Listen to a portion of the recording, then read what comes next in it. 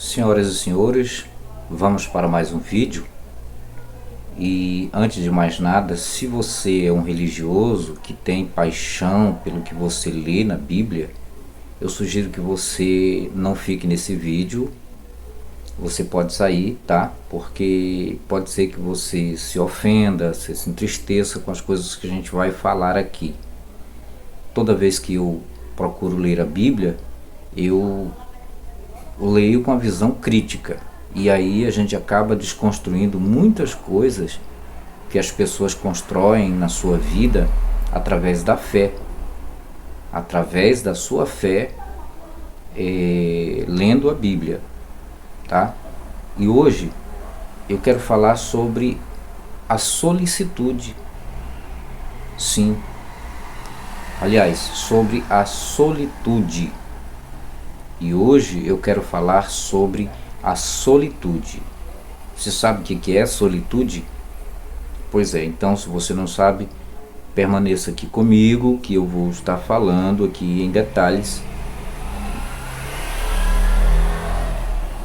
E você vai saber, você vai aprender sobre esta palavra solitude.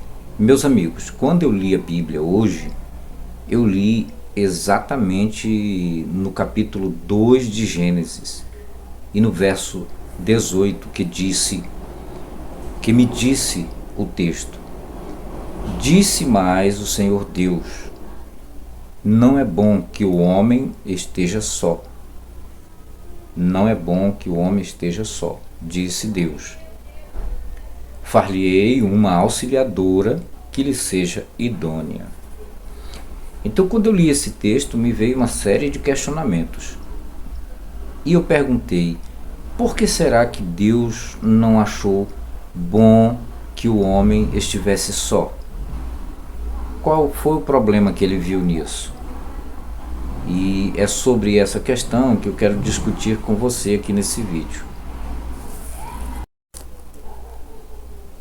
E para começar, eu já vou logo dando uma voadora aqui nos peitos de Deus, dizendo o seguinte: é bom sim, é bom que o homem esteja só.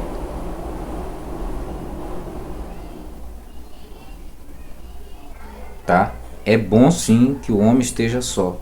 É melhor do que ele estar acompanhado com, digamos, com uma mulher. Tá? Sim. A melhor coisa que tem na vida da gente é você estar só. Só você tem mais possibilidade de construir muitas coisas na sua vida e evitar muitos problemas, para começo de conversa. Porque Deus viu que não era bom o homem ficar só. E logo em seguida ele fez uma companheira para o homem, certo? Por aí você observa o meu pensamento, o meu raciocínio, tá?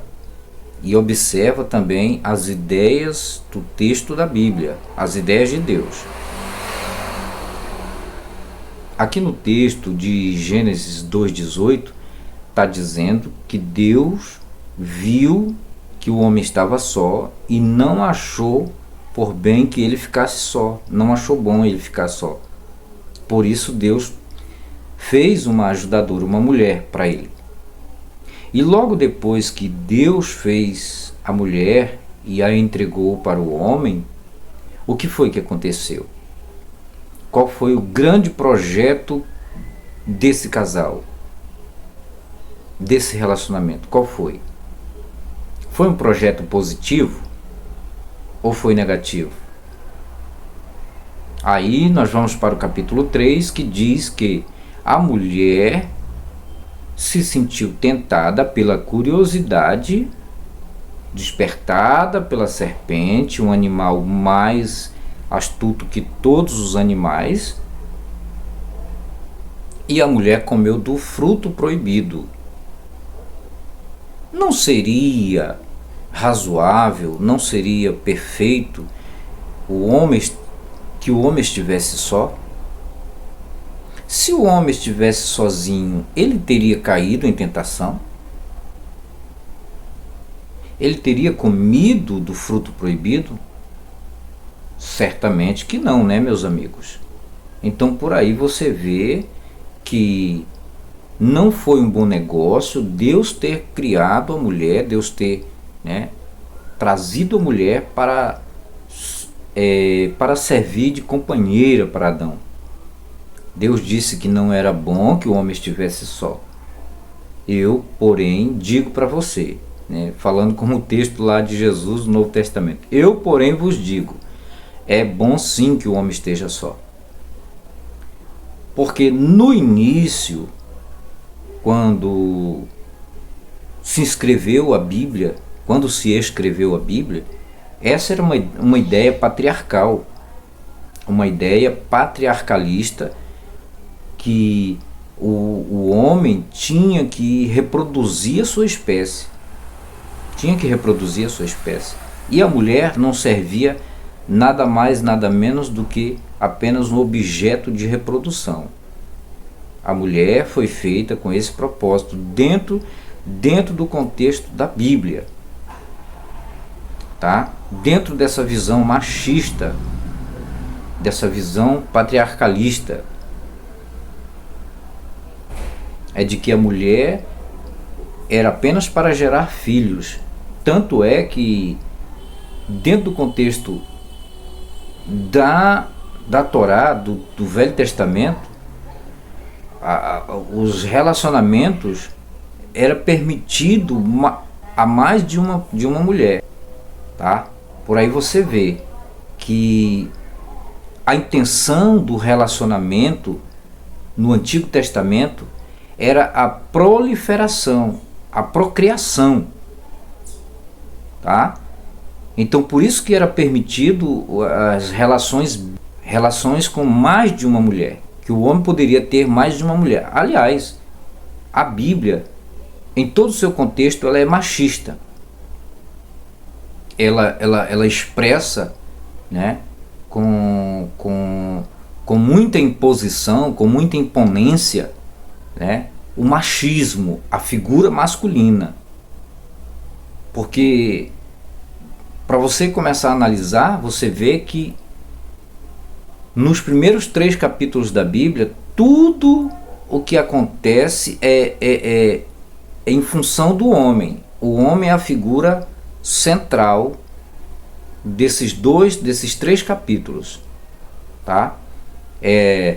O homem sempre na frente, a figura masculina, certo?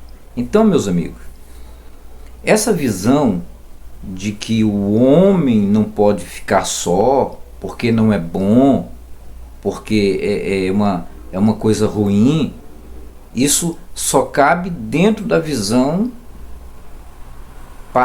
patriarcalista, a visão da Bíblia. Porque, meus amigos, casamento hoje é uma instituição falida. Família é o maior núcleo de problemas, conflitos e confusões. Essa é a verdade. É assim que eu vejo. É no meio das famílias que se gera todos os problemas da sociedade. É a partir das famílias. E dá uma olhadinha aí ao seu redor, como é que está a situação das famílias no Brasil. No Brasil apenas. Recentemente teve uma estatística, eu assisti no jornal, de que está caindo vertiginosamente o tempo em que os casais permanecem juntos. Está caindo o tempo que era, em algumas décadas atrás, os casais permaneciam mais tempo juntos. Hoje é cerca de 8 anos no máximo. Tem crescido muito o número de divórcios, separação, famílias desestruturadas, filhos sem pais, tudo isso. E com isso tem aumentado as mazelas na nossa sociedade, como crimes, facções, o mundo das drogas tem evoluído bastante. Por quê? Porque no meio das famílias se geram filhos, e esses filhos acabam sendo penalizados pela irresponsabilidade dos pais, que lhes abandonam. E quem é que lhes acolhe? São as facções, né? É o mundo do crime, é o mundo dos entorpecentes.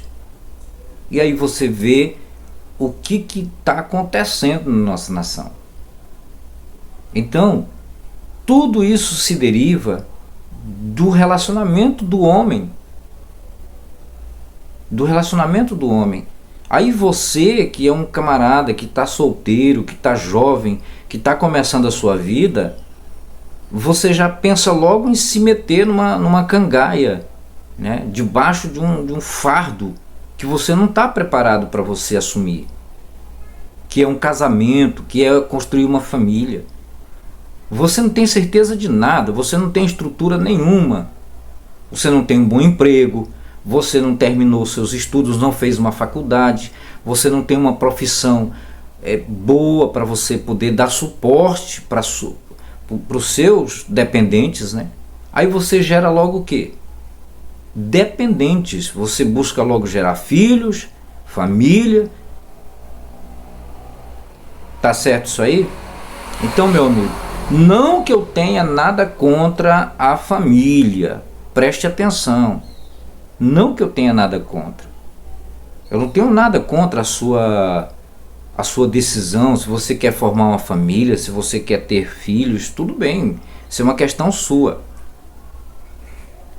Eu só acho que você tem que se preparar, você tem que gerar uma estrutura ao seu redor para poder você dar suporte. E essa visão da Bíblia é uma visão arcaica, anacrônica, que não cola mais nos tempos de hoje. Infelizmente, é duro, é difícil para você ouvir isso que eu estou falando aqui, mas é a realidade. A Bíblia no princípio disse: frutificai, multiplicai e enchei a terra. Certo? Hoje já não é possível isso. Hoje a superpopulação mundial aumentou absurdamente, não tem alimento, não tem água potável, não tem moradia, não tem saneamento básico, não tem segurança, não tem perspectiva de vida. Então não dá para você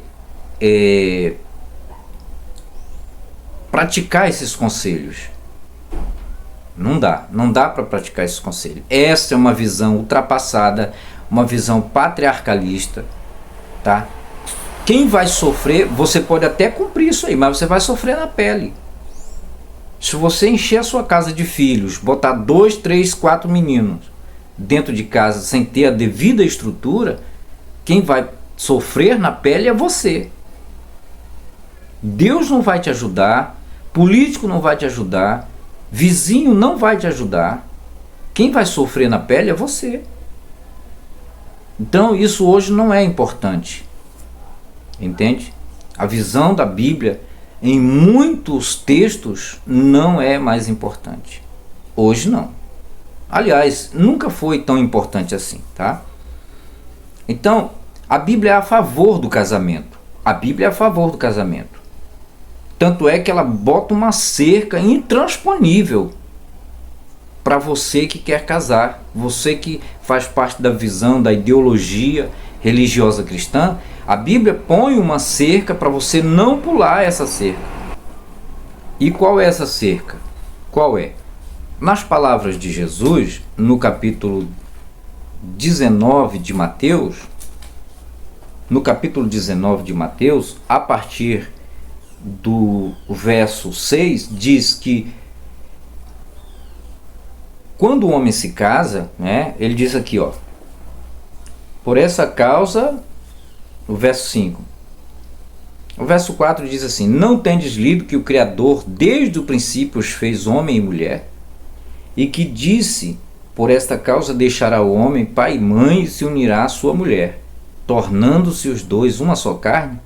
de modo que já não são mais dois, porém uma só carne. Portanto, o que Deus ajuntou, não separe o homem. Não separe o homem, nem que você esteja sofrendo, pegando porrada, sabe? As mulheres apanhando, sofrendo muito, né? Os homens também sendo chifrados, passando por vários tipos de situações, não deve largar.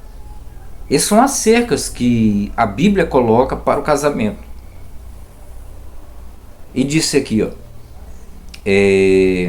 eu porém vos digo, verso 9, Mateus 19, 9, eu porém vos digo, quem repudiar sua mulher, senão sendo por causa de relações sexuais ilícitas e casar com outra, comete adultério. E o adultério era passível de pena de morte sob o apedrejamento. Então, o que a gente analisa sobre essa cerca que é colocada sobre o casamento? Que uma vez que você casou, meu amigo, você está ferrado. Você tem que ir até o final. Essa é a visão da Bíblia. Você tem que ir até o final. Só pode dissolver seu casamento se for por causa de relações sexuais ilícitas, né? Relações sexuais ilícitas. Traição. Se for comprovado que um dos dois cometeu traição.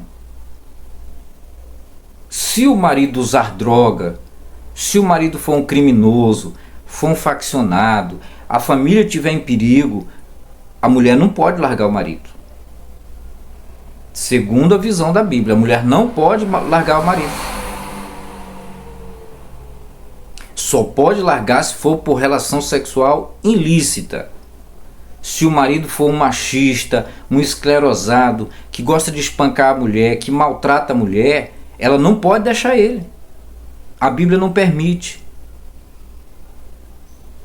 Para você ver como a Bíblia, às vezes, ela valoriza, supervaloriza a uma questão que é muito inferior à vida.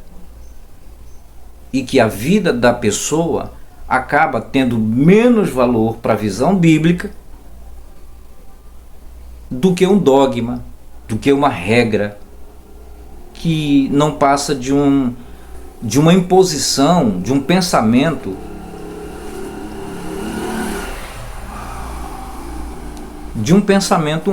machista, de um pensamento machista. E se você olhar na Bíblia, ainda no capítulo 7 de 1 aos Coríntios, lá o autor da carta aos Coríntios diz que é melhor casar do que ficar abrasado. É melhor casar do que você ter seus hormônios à flor da pele, né, ter seus desejos. É melhor casar. E às vezes o camarada casa para fazer sexo e não faz sexo. Não faz sexo. Afinal de contas, todo casamento gira em torno de sexo. Quando acaba o sexo, muitas vezes acaba o casamento. A verdade é essa. E aí por que quando o cara tá abrasado quando é solteiro, aí quando ele casa, ele está aliviado, não é isso? Mas não demora muito, ele começa a olhar para uma e para outra, ele já quer sair daquela cadeia que ele se meteu, ele quer sair. Quem está solteiro quer casar, e quem está casado quer se divorciar, quer se separar. E o autor de Coríntios diz que quem está solteiro não procure se casar, que os viúvos, que os solteiros, os jovens, não procurem se casar. Mas o autor de Gênesis 2:18 diz que não é bom o homem ficar só. E agora? Um diz que não é para casar, e o outro diz que não é bom o homem ficar só, que precisa casar. E agora? Como é que a gente pode resolver esse conflito? Aí fica a critério de cada um. Se você acha bom estar casado, se você se sente feliz, se a sua felicidade constava em se casar, em gerar filhos, aí isso é uma questão sua. É um pensamento que eu não vou dizer que você está errado não, tá? Eu particularmente vivi essa experiência, construí família, casei, me divorciei e hoje não quero conversa com casamento, meu amigo. Não quero conversa, tá? E para terminar esse vídeo, 1 Timóteo capítulo 2, do verso 11 ao 15, a Bíblia mostra, né, a misoginia que tem nesse texto. Como esse texto é extremamente machista. E só consegue admitir isso, essa realidade, quem de fato chegou a um nível de coerência. Porque quem tem uma mente manipulada não aceita que isso aqui seja fato. Olha como a visão é machista, olha como a mulher ela é desqualificada, ela é rebaixada perante a figura do homem. Nesse texto de 1 de Timóteo, no capítulo 2, eu vou ler o texto todo. Capítulo 2 de 1 Timóteo, versos 11 a 15 diz assim: a mulher aprenda em silêncio, com toda submissão, e não permito que a mulher ensine nem exerça autoridade de homem. Esteja, porém, em silêncio. Porque primeiro, olha a discriminação, olha o preconceito aqui, ó, visível. Porque primeiro foi formado Adão, depois Eva. Olha aí. Olha onde ele coloca a figura da mulher, né? Primeiro foi formado Adão, depois a mulher. E Adão não foi iludido, não foi tentado. Mas a mulher, sendo enganada, caiu em transgressão. Olha aí, olha a visão desse autor. Para quem acredita que a Bíblia é inspirada, olha isso. E você, mulher, o que você acha disso? Hein? Que você tem que aguentar tudo calado. Porque não importa se você está no final da rama, mas o que importa é que você herdou a punição, a maldição da primeira mulher da história da criação.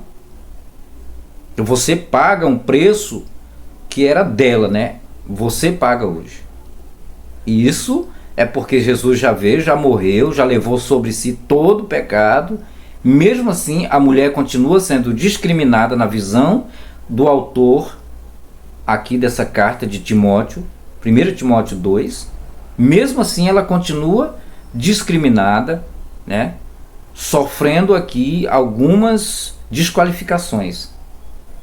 E Adão não foi iludido, mas a mulher, sendo enganada, caiu em transgressão. Todavia, será salva a mulher através de sua missão de mãe, se ela permanecer em fé e amor e santificação com bom senso. Olha aí, a salvação da mulher não é pela fé. Há uma discriminação aqui do termo de salvação. A salvação para o homem é pela fé, mas para a mulher não. É pelo ato, pela missão de dar luz a filhos, de procriar. Foi para isso que a mulher foi criada pelo Criador. Foi para procriar, para dar luz a filhos. Tanto é que em Gênesis capítulo 3, verso 16, quando Deus decidiu punir o primeiro casal, ele disse para ela: olha, você vai dar à luz a filhos em muitas dores. O texto diz que Deus aumentou né, a punição, aumentou as dores para ela. E disse: e os seus desejos será para o teu marido, e você será propriedade dele. Você será sua esposa. Então, para você ver como a Bíblia ela é, como ela lida com a figura da mulher. Aí você lê esse texto de Gênesis 2,18, onde Deus diz que não é bom que o homem esteja só. Meu amigo, se eu quero ficar só, o problema é meu. O problema é meu. Se eu não quero mais estar casado, se eu não quero ter filho, se eu não quero relacionamento, o problema é meu. O problema não é de quem escreveu a Bíblia, o problema não é de Deus, o problema não é de vizinho, da direita, da esquerda. O problema é meu. É uma decisão minha. Eu faço o que eu quiser da minha vida. Entende? Então, se você está construindo a sua vida, veja o que é mais fácil. Numa situação que nós enfrentamos nesse Brasil, que não tem oportunidade de emprego, tá? Que tudo é absurdamente caro. Vê o que é mais importante. Vê qual a melhor condição de se viver. Se é a dois ou se é a um só. Veja, já é difícil você viver sozinho. Imagina você ter mulher, filhos, netos, tudo dentro de casa. Imagina isso. Então, meu amigo, temos que ter cabeça, temos que pensar. Você é livre para pensar, para raciocinar, para questionar, entende? E para decidir a sua vida. Se você quiser decidir a sua vida, você é livre, tá certo? Então é isso. Muito obrigado e até o próximo.